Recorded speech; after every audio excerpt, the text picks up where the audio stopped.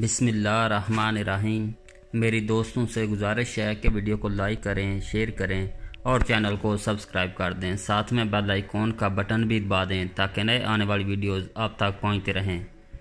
بلگراد اپنے کمسن بادشاہ نوید ثانی کی وجہ سے داخلی افراتفری کا سامنا کر رہا تھا اور بادشاہ کی کم سنی کی وجہ سے امراء کے درمیان رساکشی جاری تھی۔ اس لیے فرانس اول نے دولت عثمانیہ کی قوت اور مرتبہ سے فائدہ حاصل کرنے کے لیے دوستی کا ہاتھ بڑھایا اور ترکوں سے خیر سگالی اور محبت کے تعلقات قائم کرنے کی کوشش کی، کیونکہ وہ جانتا تھا کہ دولت عثمانیہ ہی چارلس خامسن کی خواہشات کو پورا ہونے سے روک سکتی ہے اور اسے اپنی حد میں رکھ سکتی ہے۔ یہ بات فرانس کے سفیر فینسی کے بیان سے سامنے آتی ہے، جس نے فرانس کے نقطہ نظر کو بیان کرتے ہوئے کہا، محترم سفیر، میں اس بات کا انتظار نہیں کر سکتا کہ میں اس چیز کو شدت سے چاہتا ہوں کہ ترکوں کو بہت ہی طاقتور اور جنگ کے لیے تیار دیکھوں، صرف عثمانی سلطان کے ذاتی فائدے کے لیے نہیں بلکہ شہنشاہ چارلس کی طاقت کو کمزور کرنے، اس کے اخراجات کو بڑھانے اور چارلس جیسے بڑے دشمنوں کے خلاف تمام حکومتوں کو تحفظ مہیا کرنے کے لیے۔ فرانس کے دولت عثمانیہ کے ساتھ مذاکرات بافیا کی جنگ کے بعد شروع ہوئے، جس میں فرانس کا بادشاہ فرانس اول گرفتار ہو گیا۔ یہ بات 1525 کے عرصے کا واقعہ ہے اور اس کے والدہ اور ولی عہد نے اپنا ایلچی جون فرانچانی سلطان کی خدمت میں بھیجا۔ اس ایلچی کے پاس گرفتار شدہ بادشاہ کے خط کے علاوہ اس کی والدہ کی طرف سے لکھا ہوا خط بھی تھا۔ انہوں نے ان خطوط میں مطالبہ کیا تھا کہ دولت عثمانیہ کی فوج ہائسبرج کے خاندان پر حملہ آور ہو اور گرفتار شدہ بادشاہ کو رہائی دلائے۔ باوجود اس کے کہ یہ جنگی قیدی اس معاہدے کی وجہ سے رہا ہوا جو مدرید میں فرانس اور ہائسبرج کے درمیان 1526 کو طے پایا تھا، لیکن رہائی کے بعد فرانسوا نے 941 ہجری تا 1535 عیسوی کو اپنا سیکرٹری سلطان کی خدمت میں بھیجا تاکہ معاہدہ کو عمل شکل دی جا سکے۔ اس سیکرٹری کا نام جان ڈی لاپوریا تھا اور اس معاہدہ کو بعد میں عثمانی اور فرانسیسی مراعات کا معاہدہ کہا جانے لگا۔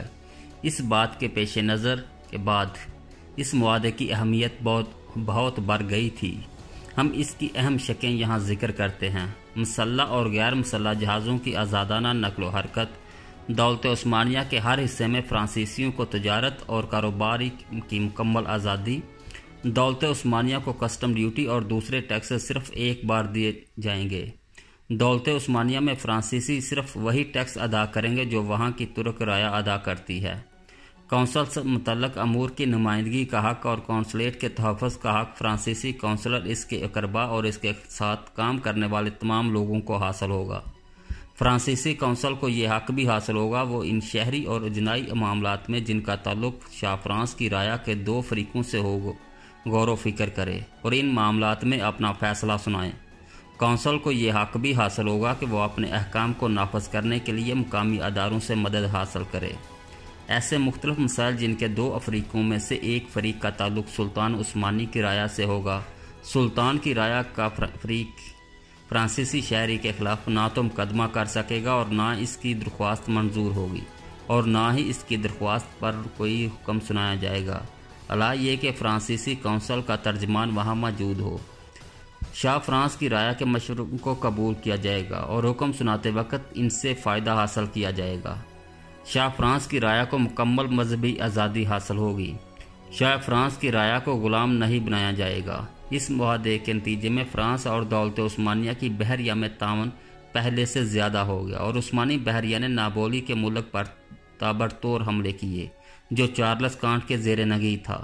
1543 عیسوی میں عثمانی اور فرانسیسی بحریہ کی یونٹوں نے مل کر نصیر پر حملہ بولا جو ڈوک صافوی کے زیر نگی تھا۔ یاد رہے ڈوک صافوی چارلس کانٹ کا حلیف تھا۔ فرانس نے دولت عثمانیہ کے کرب کی وجہ سے عسکری، اقتصادی، سیاسی ہر تینوں شعبوں میں خوب استفادہ کیا اور مذکورہ بالا معاہدہ کے ذریعے فرانس نے مشرق کے ساتھ تجارت رابطہ قائم کیا اور اسے پرتگال کی تجارت اجارہ داری جو اس نے راس الرجہ اور صالح کے راستے کے انکشاف کے بعد قائم کر رکھی تھی، اس کے سامنے نہ جھکنا پڑا۔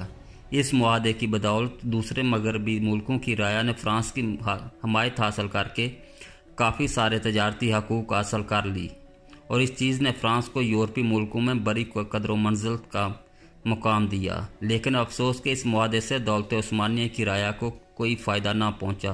گویا یہ معاہدہ صرف مغربی مقاصد کی پاسداری اور دشمن ملکوں کے مفادات کو یقینی بنانے کے لیے کیا گیا تھا۔ اس میں ان کا کوئی قابل ذکر مقابل نہیں تھا۔ بعد میں جتنے بھی معاہدے ہوئے ان میں اسی معاہدے کو بنیاد بنا کر اور یوں مغرب نے دولت عثمانیہ سے بے انداز فائدہ حاصل کیے، جبکہ مسلمانوں کو ان معاہدوں سے کوئی قابل ذکر فائدہ نہ پہنچا۔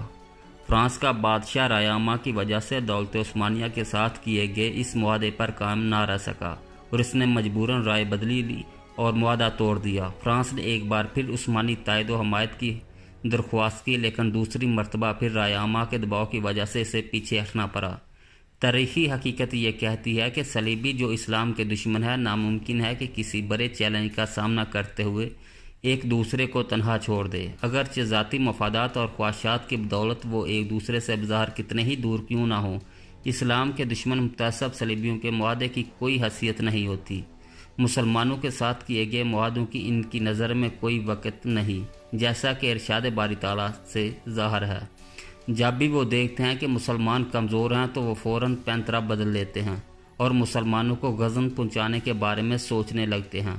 نصرانی عوام اپنے کسی حاکم کو خواہ اس کی اپنی سوچ کیسی ہی ہو اور اس کے اپنے نظریات جو بھی ہوں، یہ اجازت نہیں دیتے کہ وہ مسلمانوں کے ساتھ تعاون کرے۔ نصرانیوں کے آپس کے اختلافات کتنے ہی شدید کیوں نہ ہوں، وہ مسلمانوں کے خلاف متحد ہو جانے میں ہی دیر نہیں کرتے، اور جب بھی موقع ملے اور جہاں بھی بس چلے مسلمانوں کی نسل کشی سے احتجاج نہیں کرتے۔ یہ خصوصی مراد جو دولت عثمانیہ کو دی گئی، دولت عثمانیہ کے تابوت میں پہلا کیل ثابت ہوئیں اور اس کے تباہ کن اثرات بہت بعد میں ظاہر ہوئے۔ دولت عثمانیہ کے آخر دور میں نصرانی ممالک انہیں امتیازات اور امراض کی بنیاد پر مسلمانوں کے معاملات میں دخل دینے لگے، اور ان نصرانیوں کے دفاع کے لیے جو دوسری مملکت کے شہری شمار ہوتے تھے، بالخصوص شام کے علاقوں میں ان کا عمل دخل بہت بڑھ گیا تھا۔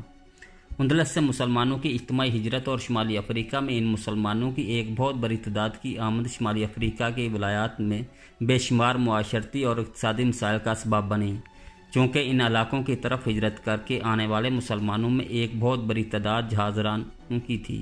اس لیے ضروری ہو گیا تھا کہ ایسے مناسب ذرائع کو کھوج لگا جائے جن کے ذریعے انہیں استحکام بخشا جا سکتا ہو، لیکن بعض وجوہات کی بنا پر ان جہازرانوں نے بحر متوسط میں مسیح فوجوں کے خلاف جہاد کی راہ اختیار کی۔ ان وجوہات میں سب سے اہم وجہ ان کا دینی جذبہ تھا، کیونکہ اسلام اور نصرانیت کے درمیان نزاع جاری تھا۔ اندلس سے مسلمانوں کو نکلنے پر مجبور کیا گیا تھا، اور ہسپانوی اور پرتگالیوں نے مسلمانوں کا شمالی افریقہ تک پیچھا کیا تھا۔ ان مسلمان جہازرانوں کی جنگی کارروائیاں ہسپانیہ اور پرتگال کی فوجوں کے خلاف ایک غیر منظم جنگ کا نقشہ پیش کرتی تھی، حتیٰ کہ خیر الدین اور عروج بربروسا دو بھائی سامنے آئے۔ ان دونوں بھائیوں نے اسلامی فوجوں کو الجزائر میں متحد کیا اور شمالی افریقہ کے شہروں اور بندرگاہوں کی طرف دشمنان دین کے بڑھتے ہوئے قدموں کو روکنے کے لیے متحد حملے کیے۔ اس جدید اسلامی فوج نے اپنی اس سمندری جنگ میں گوریلا طریقہ جنگ کو اختیار کیا، کیونکہ یہ لوگ ہسپانوی، پرتگالیوں اور یوحنا مقدس کے گھوڑ سواروں کے ساتھ اپنی قلت تعداد کی وجہ سے روبرو منظم جنگ کرنے کی پوزیشن میں نہیں تھے۔ ان مجاہدوں نے بڑی کامیاب کارروائیاں کی، جن کی وجہ سے دشمن فوجوں میں اضطراب اور خوف کی لہر دوڑ گئی۔ پھر انہوں نے اپنی دور رس نگاہوں سے دیکھا کہ دولت عثمانیہ کے جھنڈے تلے آ کر متعصب نصرانیوں کے خلاف متحد کارروائیاں کر کے دشمن کو زیادہ ہی سے زیادہ نقصان پہنچایا جا سکتا ہے۔ یورپی مورخین نے بحر متوسط کے اس جہادی تاریخ کی حقیقت کے بارے شکوک و شبہات پیدا کرنے کی کوشش کی ہے۔ مغربیوں نے انہیں سمندری ڈاکو ثابت کرنے کی کوشش کی ہے۔ اس طرح ان کے اہم ترین قائدین کی کے بارے میں بھی شکوک و شبہات پیدا کرنے کی کوشش کی ہے، یعنی خیر الدین اور اس کا بھائی عروج۔ یہی وجہ ہے کہ ان دونوں بھائیوں کے کردار، ان کی اصلیت اور سلطان سلیم اور سلطان سلیمان قانونی کے دور حکومت میں بحر متوسط کے اندر اس تحریک کے یورپی اثر کا جائزہ پیش کرنا ضروری ہو گیا ہے۔ ان دونوں بھائیوں کا نسبت مسلمان ترکوں سے جا ملتا ہے۔ ان کے والد یعقوب بن یوسف ان مسلمان ترک فاتحین میں سے تھے جو اردخبل کے جزیروں میں سے مدللی نامی ایک جزیرہ میں قیام پذیر ہو گئے تھے۔ ان کی والدہ معاہدہ اندلس کی مسلمان خاتون تھی۔ اس بات میں اس سیدہ کا بھی ہاتھ ہے کہ ان کے بیٹوں نے اپنی سرگرمیوں کا رخ ان اندلسی علاقوں کی طرف پھیر دیا جو ہسپانوی اور پرتگالیوں کے شکنجے میں کرا رہے تھے۔ عروج اور خیر الدین کے دوسرے 2 بھائی بھی مجاہد تھے اور وہ تھے اسحاق اور محمد الیاس۔ درذیل دلائل کی بنا پر مسلمان مورخین نے انہیں اسلامی لاصل قرار دیا ہے۔ پہلی دلیل تو یہ ہے کہ جس کا ذکر الجزائر کے مورخین احمد توفیق مدنی نے کیا ہے، انہوں نے آثار قدیمہ کو بنیاد بنایا ہے۔ ان کے بقول الجزائر میں ابھی تک ایسی 2 چیزیں موجود ہیں جن کو دلیل بنایا جا سکتا ہے۔ ان میں سے پہلی چیز سنگ مرمر کی وہ تختی ہے جو شرشال کے قلعے کے دروازے پر رکھی ہوئی ہے، اور دوسری سنگ مرمر کی وہ تختی ہے جو الجزائر کے دارالحکومت میں واقع مسجد شواس کے دروازے پر نصب ہے۔ پہلی تختی پر بسم اللہ الرحمن الرحیم سیدنا محمد والا یہ شرشال کا برج ہے، جس کی تعمیر مجاہد محمود بن فارس ترکی نے امیر حاکم بامرا اللہ مجاہد فی سبیل اللہ اور وج بن یعقوب کی خلافت میں ان کی اجازت سے 1518 عیسوی میں ہوئی۔ یہ الفاظ نقش ہیں، جبکہ دوسری تختی پر یہ الفاظ کندہ ہیں۔ عروج ابی بن یوسف یعقوب ترکی ایک تیسری تختی بھی ملی ہے جس پر کسی عمارت کی تاریخ تعمیر کندہ ہے، جس کی بنیاد خیر الدین نے الجزائر میں 1520 میں رکھی تھی۔ عروج کا لفظ معراج کا تعلق رکھتا ہے۔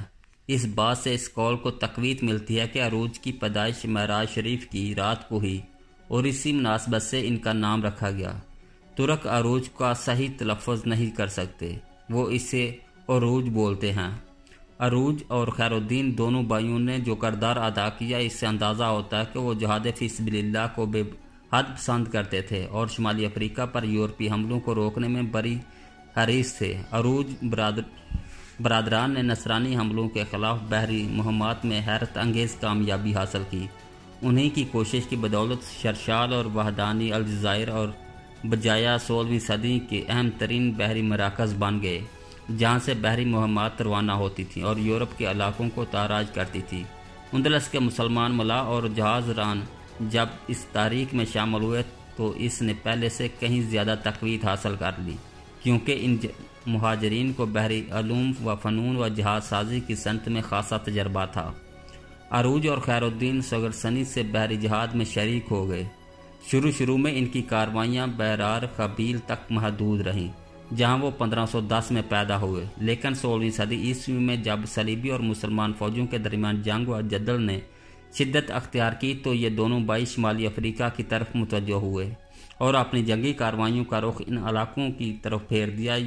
یہ وہ وقت تھا جب ہسپانیہ اور پرتگال شمالی افریقہ کے بہت سارے بحری مراکز اور بندرگاہوں پر اپنا جھنڈا لہرا چکے تھے۔ عروج اور خیر الدین دونوں بھائیوں نے مسیح بحری قزاقوں کے مقابلے میں شاندار کامیابیاں حاصل کی، جن کی بدولت وہ یہاں کی کمزور اسلامی طاقتوں کی آنکھ کا تارا بن گئے۔ شاید انہی جنگی کاروائیوں کی بدولت سلطان خفسی نے انہیں اجازت دے دی کہ وہ تیونس کے ایک غیر آباد جزیرہ کو اپنا مرکز بنائیں اور صلیبیوں کے خلاف جنگ آزما ہوں۔ سلطان حفصی اسپانیہ کے حملوں سے تنگ آ چکا تھا، وہ مجبوراً اس نے اس سے دب کر صلح کر لی تھی۔ اس سے یہ بات بھی واضح ہو جاتی ہے کہ ان علاقوں میں ان دونوں بھائیوں کی مدد اور ان کے اثر و رسوخ کی بدولت ایک ایسا گروہ پیدا ہو گیا تھا جس نے الجزائر کی حکومت اور دونوں بھائیوں کے حوالے کر دی اور پروس کے بعض دوسرے اقالیم پر بھی ان کا جھنڈا لہرانے لگا۔ بعض لوگوں کا گمان ہے کہ عروج اور اس کے بھائی کا الجزائر میں داخل ہونا اور اس علاقے پر ان کا حکومت کرنا سلطان کے رغبت اور خوشی سے نہیں تھا۔ ان کی دلیل یہ ہے کہ بعض طاقتیں ہمیشہ ان دونوں بھائیوں اور ان کی مددگار ترکوں کو جلا وطن کرنے کے لیے کوشاں رہی۔ بعض دوسروں کا خیال ہے کہ عروج اور اس کا بھائی الجزائر خود بخود نہیں آئے تھے، بلکہ وہاں کے باسیوں نے ان سے آنے کی درخواست کی تھی۔ وجہ یہ تھی کہ ہسپانیہ اور ان علاقوں پر تابڑتوڑ حملے کر رہا تھا اور وہ چاہتے تھے کہ باربروسا برادران انہیں ان حملوں سے بچائیں۔ رہے وہ لوگ جو الجزائر میں ان کی موجودگی کو ناپسند کرتے تھے، وہ ہمیشہ ان کی جلاوطنی کے خواب دیکھتے رہتے تھے۔ وہ ان حاکموں کے نمائندہ تھا جو یہاں حکومت اور اقتدار کے خواہاں تھے۔ دونوں بھائیوں کی موجودگی میں ان کی دال نہیں گلنی تھی، کیونکہ باربروسا برادران کی وجہ سے یہاں کی مسلم آبادی متحد ہو چکی تھی، جبکہ ان کے یہاں آنے سے پہلے ان علاقوں میں بھی اندلس کی सी तवाइफ अल-मलूकी पाई जाती थी। मुल्क की गालिब अक्सरियत दोनों भाइयों की हामी थी और इन इलाकों की अक्सर आबादी ने सलीबी हमलों के खिलाफ बारबरोसा बरादरान की जंगी मुहिमात में शिरकत की। इस तरह कई मकामी हकाम जिनको हस्पानिया की तरफ से किए जाने वाले सलीबी हमलों का एहसास था, उन्होंने भी इन बरादरान की पूरी हमायत की। बारबरोसा बरादरान का किरदार 1512 के अरसे में की जाने वाली इन कोशिशों से वाज़ह हो जाता है जो बजाया को हस्पानवी कब्ज़ा से निजात दिलाने के लिए की गई। 1514 में जब बारबरोसा बरादरान अलजायर में दाखिल होने में कामयाब हुए और स्पानिया के हलीफ फ़ौजों को यहाँ से मार भगाया, तो उन्होंने जेचल की बंदरगाह को अपनी कार्रवाइयों का मरकज़ बनाया जो अलजायर के मशरक़ में वाक़या है, ताकि वो यहाँ से एक तरफ बजाया की आज़ादी और दूसरी तरफ अंदलस के मुसलमानों की मदद के लिए जंगी कार्रवाइयाँ कर सके। लगता है कि दोनों भाइयों को किसी ताकतवर और इत्तेहाद का सामना था, जिसके नतीजे में उन्हें मुतअद्दिद मुनज़्ज़म जंगें लड़ना पड़ी। हालांकि वो ऐसी जंग के आदी नहीं थे, लेकिन मजबूरी थी क्योंकि अलजायर के इस्तेहकाम के लिए ऐसा करना ज़रूरी था। इस पर 1518 ईस्वी में अरूज की शहादत एक नाकाबिल तलाफ़ी नुकसान था। खैरुद्दीन को अब किसी ऐसे हलीफ की ज़रूरत थी जो इसकी मदद करे, ताकि वो अलजायर पर अपना तसल्लुत कायम रखने के लिए साथ साथ दुश्मनों का मुकाबला कर सके और सिलसिला जहाद को आगे बढ़ा सके। दौलत उस्मानिया सबसे ज़्यादा ताकतवर मुमलकत थी, जिसके साथ इत्तेहाद करके खैरुद्दीन अपनी आरज़ुओं की तकमील कर सकता था। एक तो इस वजह से कि दौलत उस्मानिया बहर मुतवस्सत में भरपूर किरदार अदा कर रही थी, और दूसरी इसी वजह से कि शुमाली अफ्रीका की मकामी ताकतें इसकी हमदर्द थीं और इनको कदरों की निगाह से देखती थी। दौलत उस्मानिया फतह कुस्तुनिया के बाद से यूरोप के खिलाफ मुसलसल कामयाबियां हासिल कर रही थी। खैरुद्दीन का इस इत्तेहाद मुकामी ताकतों की नज़र में इसकी मकबूलियत को दो चांद कर सकता था।